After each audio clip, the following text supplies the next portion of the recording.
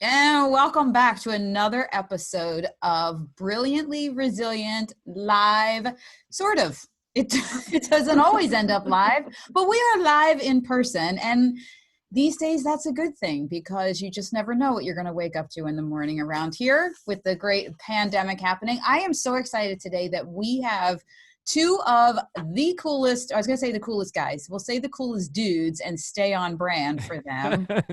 Thank We you. have Kyle and Sean from the Two Disabled Dudes podcast. And if you haven't listened to it, okay, after you binge listen to Brilliantly Resilient, especially this episode, go listen to Two Disabled Dudes. I have to, okay, before I totally bring you guys in, I have to give a little backstory. When I was first listening to their podcast, and then they asked me to be on there, so I was like fangirling all over. They have the kind of podcast where you end up talking to them, even though it's a listening device. You're just listening to them. And I end up yelling and jumping in the conversation. And it is hilarious every time I'm with you guys. So thank you for joining us here today. I'm so excited you're here.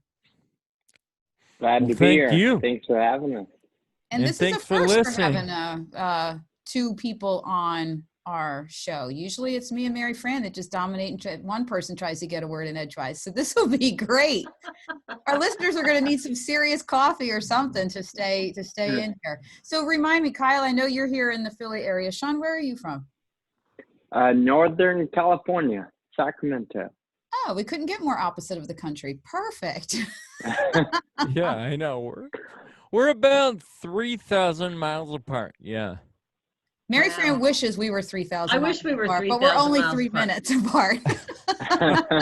The only thing that's keeping my sanity is a quarantine right now. She can't get over here. Oh, I figured it was just like a wall separating you two. You were just in opposite rooms of the same building. No, I It would be her would nightmare.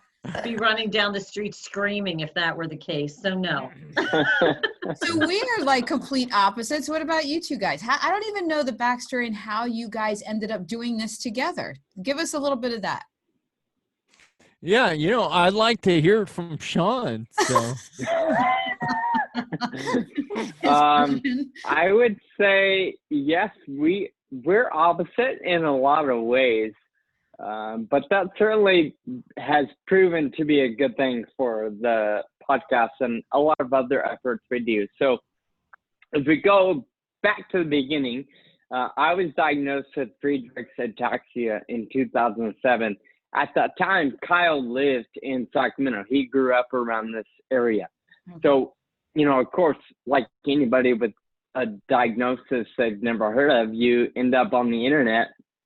And that's where I found a bunch of stories on this guy, Kyle, who apparently lived in the same town as me, who was the same age and was doing all kinds of cool stuff on his bike. So I'm like, dude, I was just diagnosed like a week ago and you're my new best friend. Like what am I doing? What does this mean?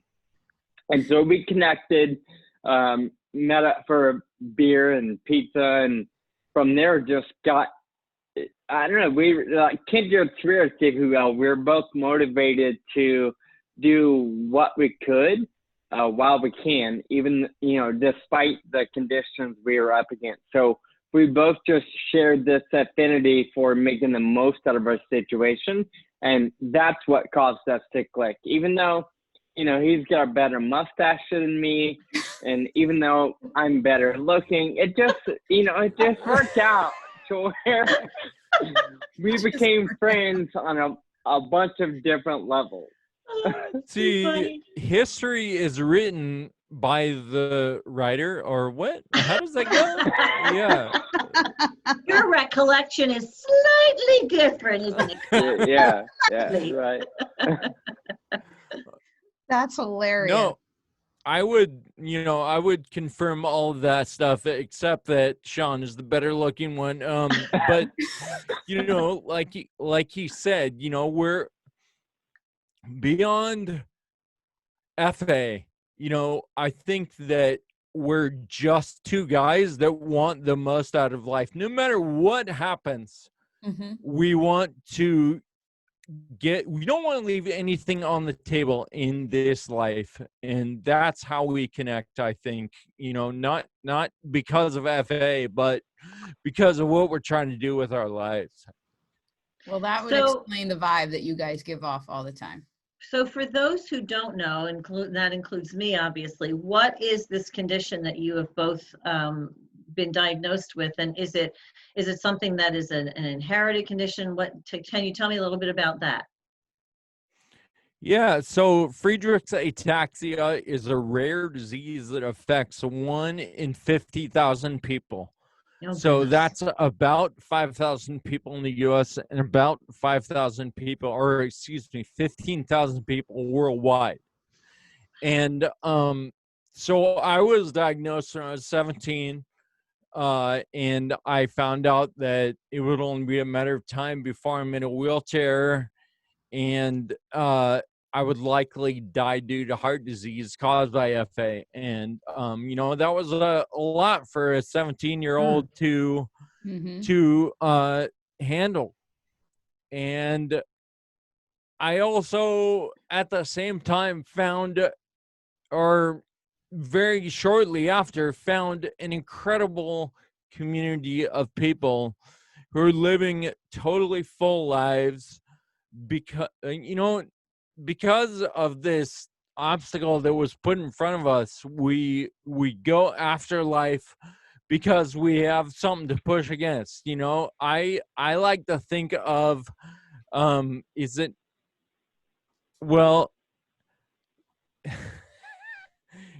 all right, go ahead, John. I got lost there.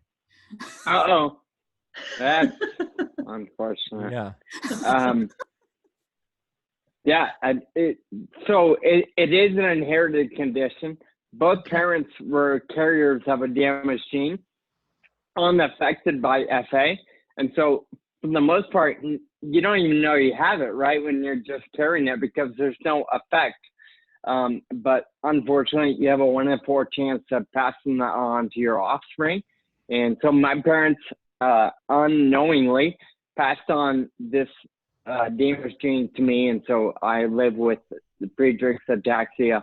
And the first one diagnosed in my family, of course, so it was all brand new, kind of like Kyle's case. No parents are affected by it, at least not in our cases. And then all of a sudden we're running funny and we can't hit our targets, and we can't get the key to go in the doorknob. Little things like that lead us to figure out, okay, what's wrong? Maybe we should look into this. It's not normal, so to speak. I can't believe that you guys were in the same town. You're telling me these numbers, and you guys were in. I mean, Kristen and I are big believers in, even though we may not like the plan coming from upstairs, that there's some kind of a plan. So I have to think that you guys were put together for a reason.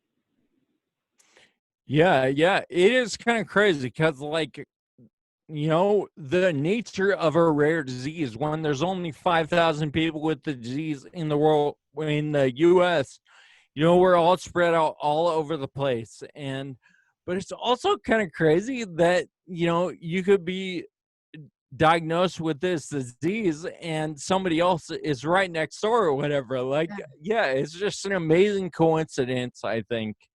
And maybe we're meant to be friends, I guess. Yeah, I think about that with Kristen all the time, and I just wonder what in the world God had in mind. But we have the same genetic mutation somewhere, Mary Fran. I really do. We share a gene. Obviously, there's a sense of humor upstairs, right? Yeah, exactly, right? Yeah, he thinks he's real funny. I mean, we're funny, but he's real funny up there, putting us together. Yeah.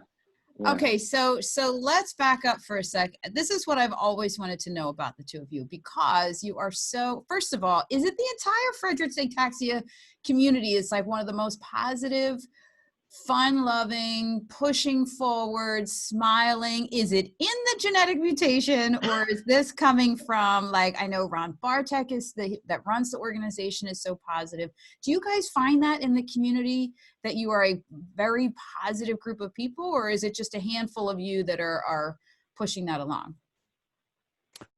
Well, I think that's just the side of us you see. I don't want to pretend that even Sean and I are all just always positive, right? I mean, if you were in the room for some of the conversations that we've had over the years, you would know that that's not the truth. We obviously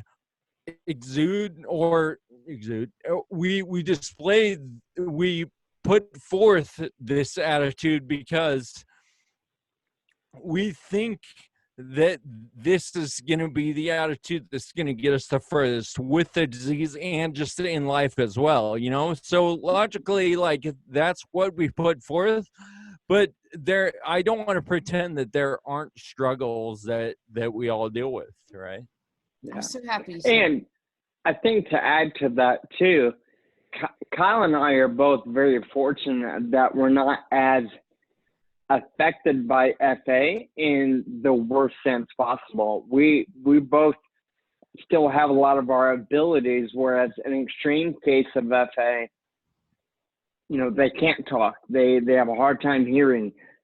Maybe they're blind. There are some serious adverse effects to living with Friedreich's ataxia. So when you think of Friedreich's ataxia and you think of the two dudes, Kyle and Sean, you're not really getting the full picture of what it could be like.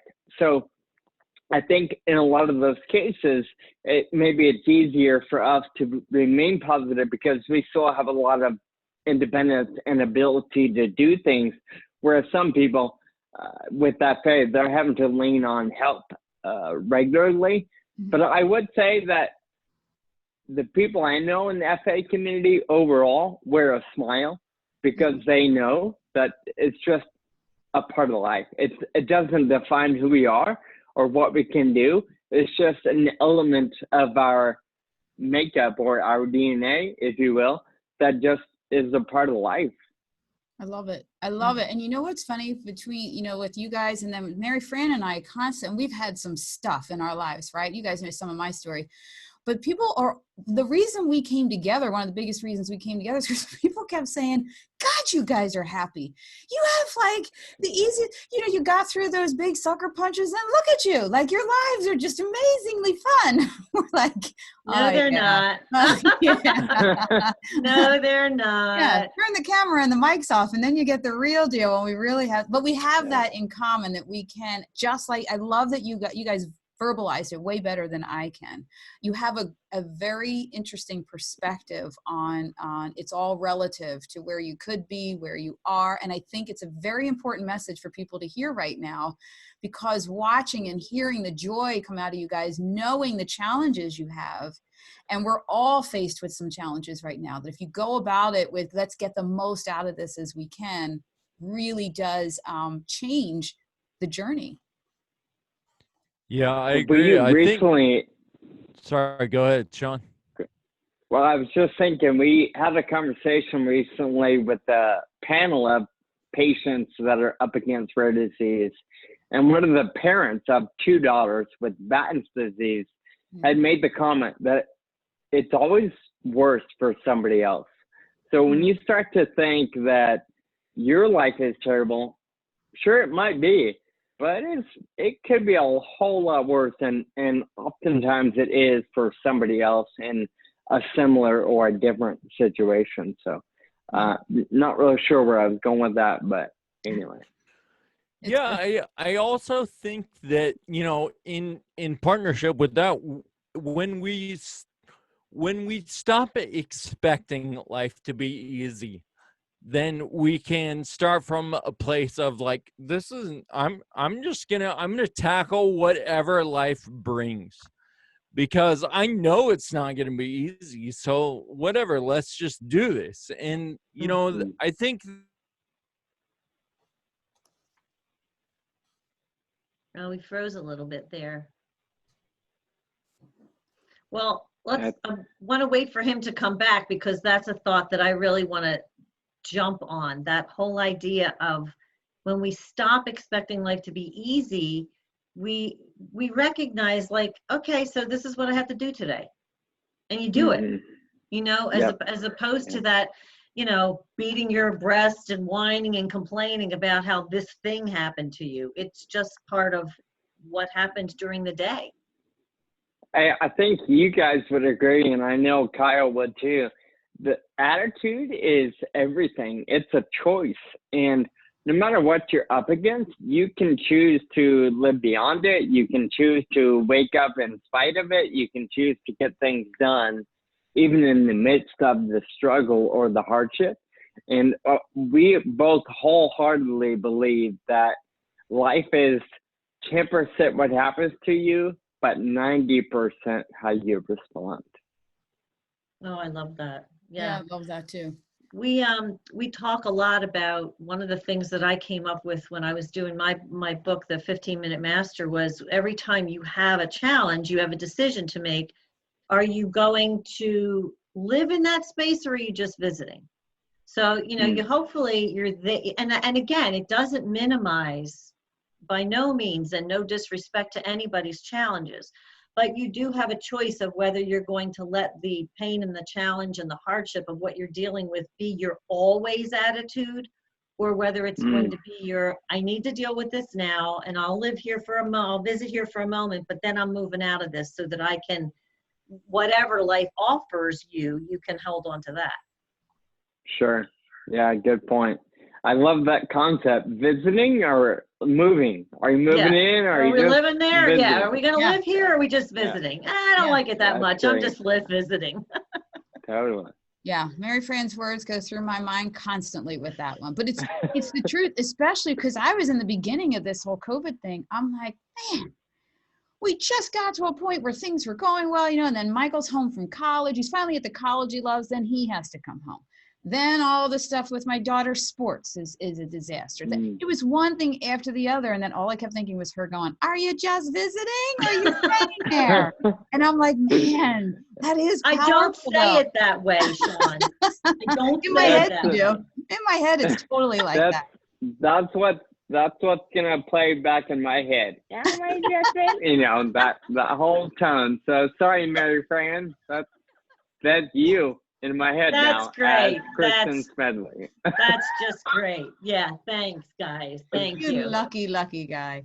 So okay. I hope we get Kyle back, but barring that, how did you guys get started? When did this whole podcast idea come about? Yeah, sure. So we had, one of the biggest things we did together was the race across America, where we rode our bikes from coast to coast.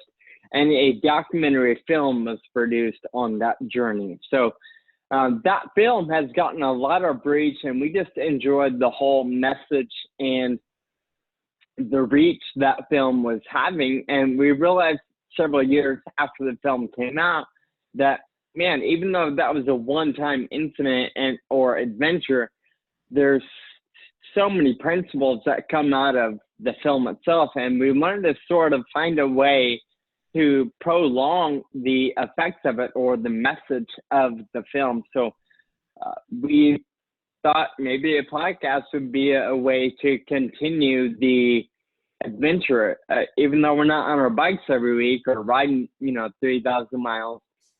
We definitely are able to have conversations that hopefully inspire each other and inspire our listeners and people to live beyond their circumstances. And we thought a podcast would be the best way to do it. You don't need a manager. You don't need a degree. You don't need much. You spend a little bit of money to make sure you have a microphone and headset and a good lighting. But other than that, it's pretty easy to break into. So he called me one day and was like, "Hey, what do you think about a podcast?" And I said, "Sure. What does that mean?" And then, of course, we spent about 4 months working on it together, because obviously for us, the initial challenge was, how do we do it in separate areas. Mm-hmm. You know, if you do it in a studio, I would imagine it's easy or easier. The struggle for us was, how do we do it on the opposite sides of the world? And we've actually found that to be fairly easy, maybe because we're familiar with the process now. So when we are together and we want to interview somebody on the spot in the same room, that's actually where we have a lot of challenge, because how do we eliminate feedback or, you know, a different little audio things that we just still don't know how to do if we were in the same room. But anyway, long story short, we both thought it would be an easy way to continue the conversation and to share the message, hopefully, that was hopeful and inspiring to a lot of people. So a podcast was the answer. Oh, I love that. I mean, I think it's so interesting how we have these moments, and sometimes you have them and sometimes you don't. We had my son. My son is in recovery from heroin and alcohol addiction and everything, and he said he never really had an aha moment, which is, we were both glad that he raised that point, because not everybody has this, you know, big breakthrough. But when you do have a moment that really has special significance, it's funny how you go back to that over and over again, and you find every time, it's like watching a favorite movie, and every time you go back to it, you're like, oh yeah, I didn't think of that before. Oh yeah, I didn't see that before. You know, so I love how that idea came out of that one really cool experience that you shared. Yeah, I guess to be fair, an aha moment for Kyle really was he had been invited to be on a podcast. And in the midst of conducting the interview, he just, when he hung up, he thought, I can do that. I can do that. So that's really the aha moment for him was, we can certainly do that, and I think Sean can help. So here we are. And we started the podcast just over 3 years ago. Sorry, that was one of the questions I didn't answer. Wow, it's been 3 years? Wow. How many people offhand do you know how many you've interviewed? Well, we have 112 published episodes today. Or sorry, 111. I would guess 115 or so recorded. I am gonna say we have probably interviewed close to 50% of those episodes. So at least 40, maybe even 55 or 60 different guests. Oh, that's right, because you guys do episodes where it's just you two, right? Mm-hmm. Yeah, we try to do a little bit of both. Yeah. Those are the ones that I'm always like answering, because they'll banter and stuff, and then I'll be agreeing with one. You guys can't hear me. I'm like curling my hair and yelling at my phone as I'm listening who I agree with. It's so funny.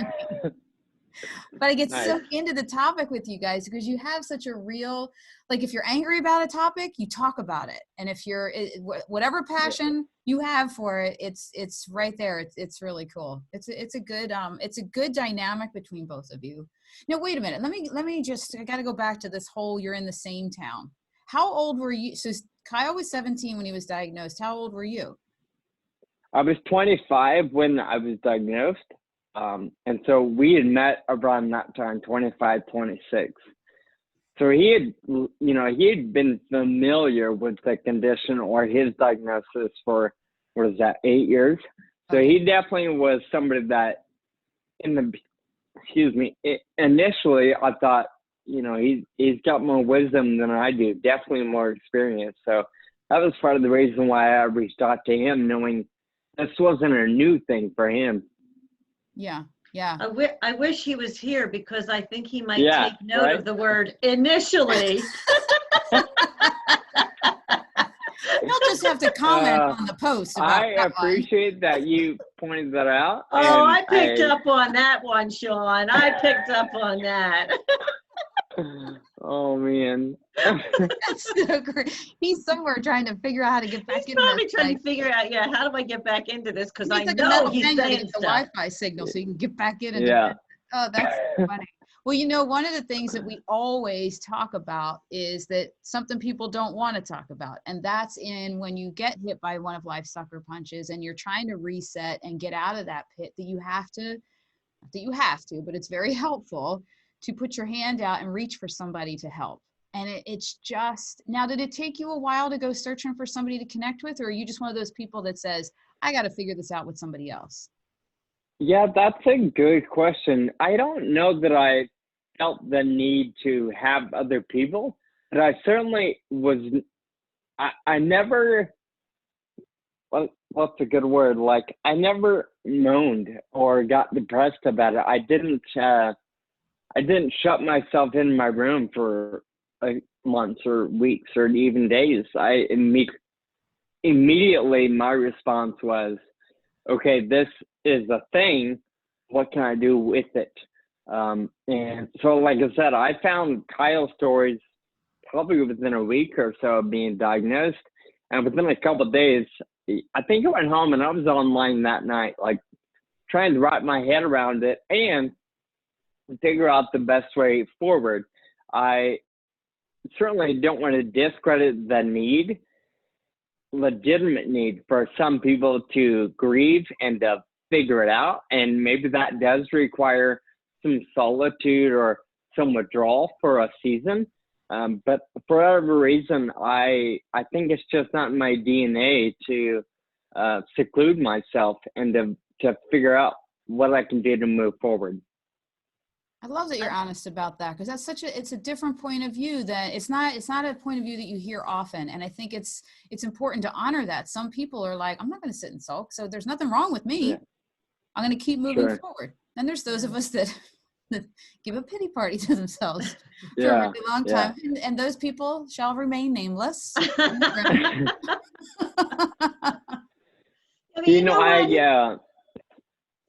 Everybody has their process. Yeah. You know, and again, I'll go back to not saying it the way Kristen says I say it, but just don't live there. It's okay to visit the pity party. Just don't live there. Yeah. I think there's value, and it's important to give credit to every element of the coping process or the grieving process. You know, come to terms with how different life is going to be as opposed to what you always dreamed of. There's got to be a time to grieve that. Some people might take a few hours. Some people might take a few years. Either way, that's part of the process, and I think it's fair to be in that process however it works or is needed for the individual. Yeah, I'll just add to it. In the beginning, you know, I would make phone calls and tell close friends and family. And I had some people that were really upset for me and were in tears. And I'm like, why are you crying? It's going to be fine. You know, granted, there's some hardships and there's some ugly prognoses. But at the end of the day, it's like, I'm still Sean and I can still smile, still joke, and I'm still going to get up tomorrow. So that was a little awkward for me. I didn't see the need for crying. Certainly today I've come to understand that some people need to cry, and I guess I've cried since then.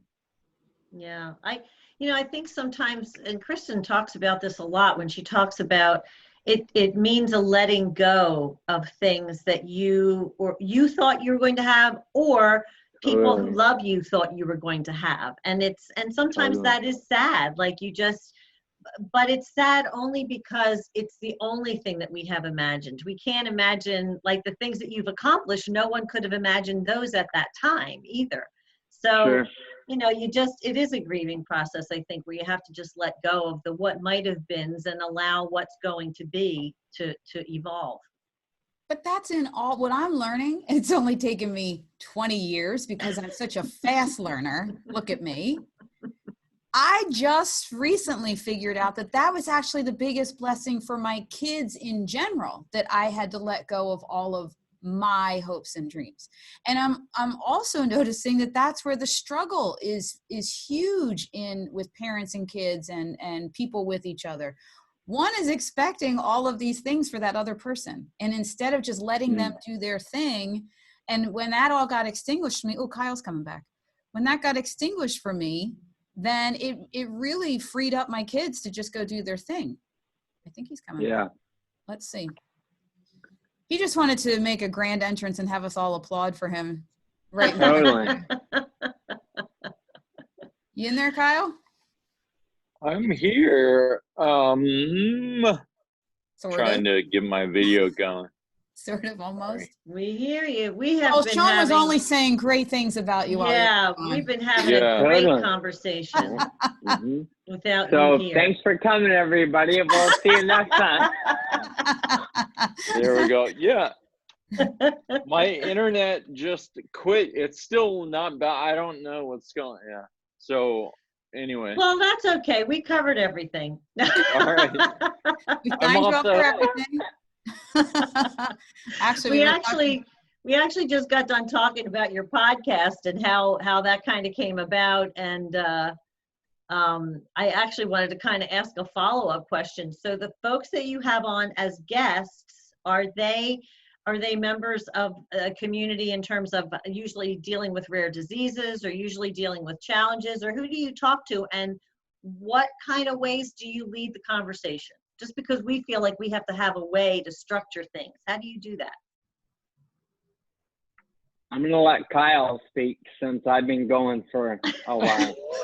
I'll let Kyle participate. So You're up.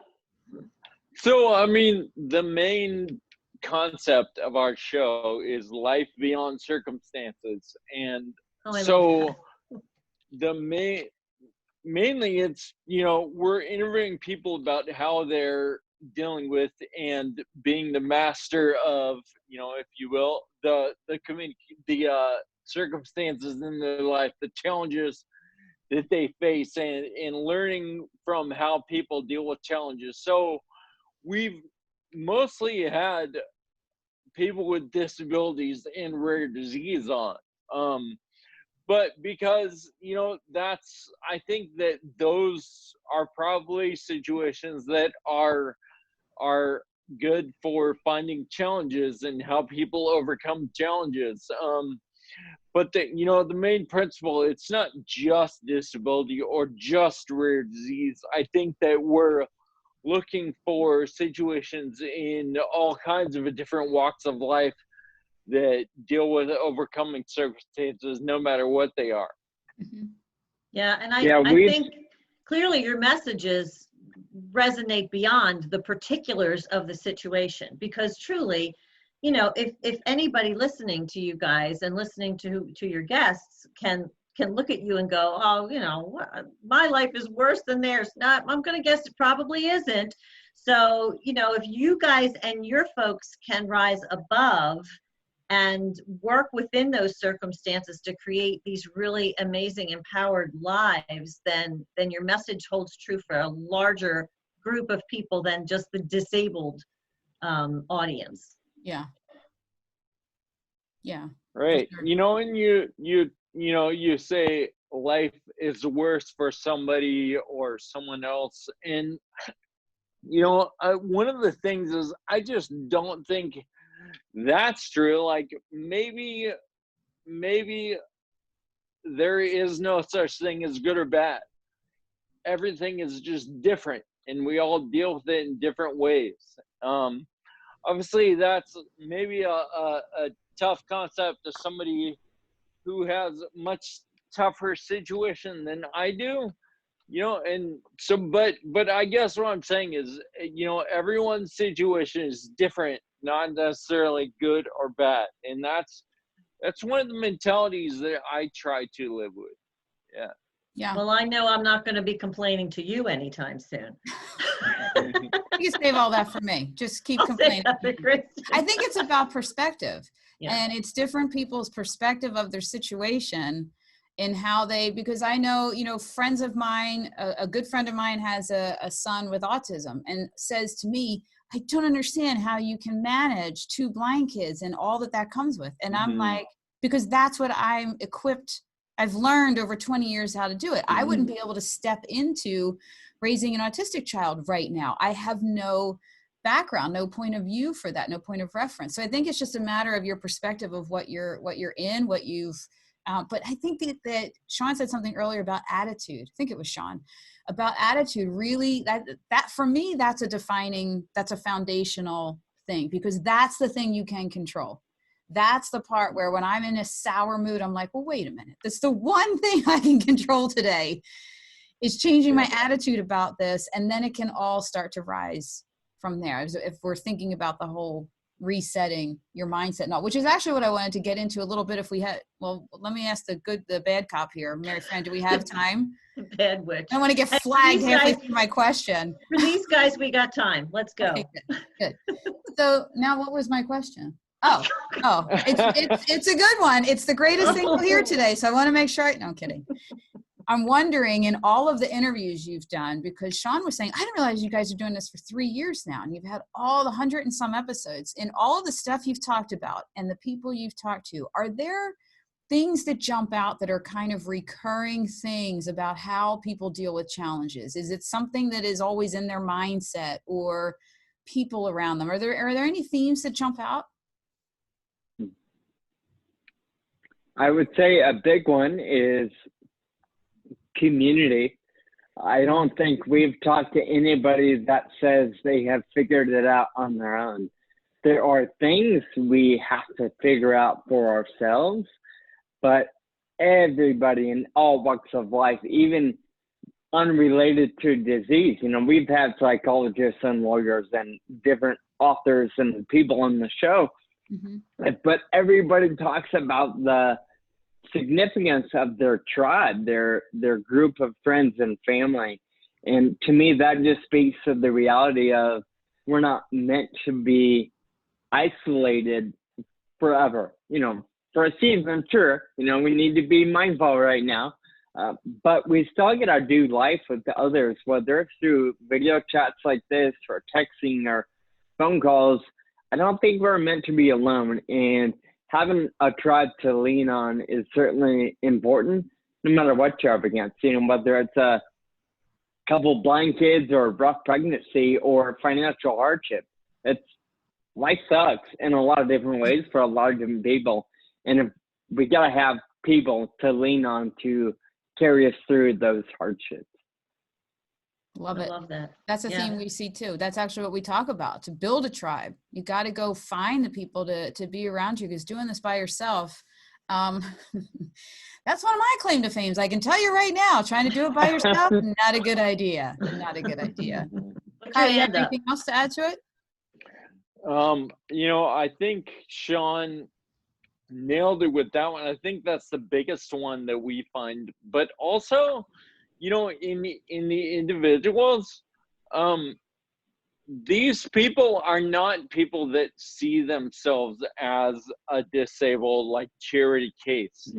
These people they see themselves as powerful and confident and strong and able in their own life, in their own way. And you talk about perspective, somebody else might see a guy that has no legs as a disabled guy that has no life.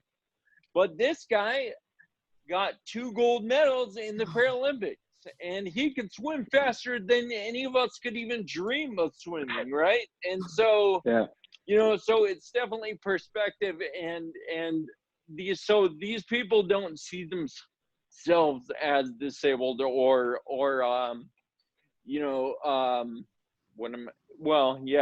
you get it. Thank you. Yeah. Well, I probably should wrap this up now, even though I really don't want to, but we certainly have been able to see you guys as powerful, confident, and strong, because you've given us an opportunity to look into a world that, I think a lot of people who don't have direct experience with, with either rare diseases or conditions that are chronic or whatever, sometimes they just don't even know how to approach other individuals in that space. And the answer is just like regular dudes, because you guys are just regular dudes. That's right. Yeah. That's what the funny part about my daughter Carissa, because I guess because she's had 2 blind dudes in her family. She actually, when she was little, thought all brothers were blind. We had to get her out a little more. We expanded her social circles a little. However, but she still to this day she doesn't have that bizarre barrier that many people put up themselves when going into talking with somebody that's different from them. She just doesn't, it's not there, because her life has always been that people can do whatever they want, no matter what their conditions are. So she actually probably drives a lot of people crazy, because she's like, okay, wheelchair, like, come on, or what are we going to do today? Like, come on, what are you doing? What do you got going on? Right. You know, she doesn't see anything as a true barrier. Well, unless you want to talk about her sibling rivalry, that's fine. That's a nice barrier for me. But anyway, we'll go out on a high note here. So yeah, but guys, tell everybody where they can find you, Yeah. because we definitely want them checking in with you and listening to your podcast. So let us know where you can be reached. Our website is 2disableddudes.com. Spell out the word 2disableddudes.com, and you can also find us on Facebook and Instagram and Twitter. So. And the name of the podcast is Two Disabled Dudes. Oh, Right? that's Find Keep that it on simple. Apple and wherever you get your podcasts, I'm guessing, right? That's right. Awesome. All right, guys, it has been so great. We didn't have any of our Nord conferences or anything else I could see is in person, so this was a nice substitute to catch up with you guys, and hopefully we'll be back in some big conference room again soon, and with our whole rare disease tribe that you guys ignited, by the way, at the last Global Genes. I was telling Mary Fran when you guys did the panel and recorded the podcast. Wait, it's actually a published episode now? That was a lot of fun. Oh, people have Do to you go check remember that one out. I don't remember the number. Kyle, do you? I was just gonna look it up, but no, sorry. It would take me a second. If you scroll through their podcast and look up, they probably titled it like Global Genes Meeting Summit, whatever. Live. We can put that on our absolutely notes. Incredible. We'll put that on there our was notes. like what, a couple thousand people in the room, and they did this panel, and it was look, it put Nebraska on the map. You gotta listen to see how they put Nebraska as one of the top talked about places. It's hilarious. Anyway, that'll give you a great flavor for the work that they do and the tribe that they've created. So thank you so much, you guys, for being a part of my tribe and now our tribe, and for the great work that you do. And thank you, everybody, for tuning in to another episode of Brilliantly Resilient Live, sort of. And we will see all of you again tomorrow. It is a daily show. Thanks, guys. Thank you. Thanks.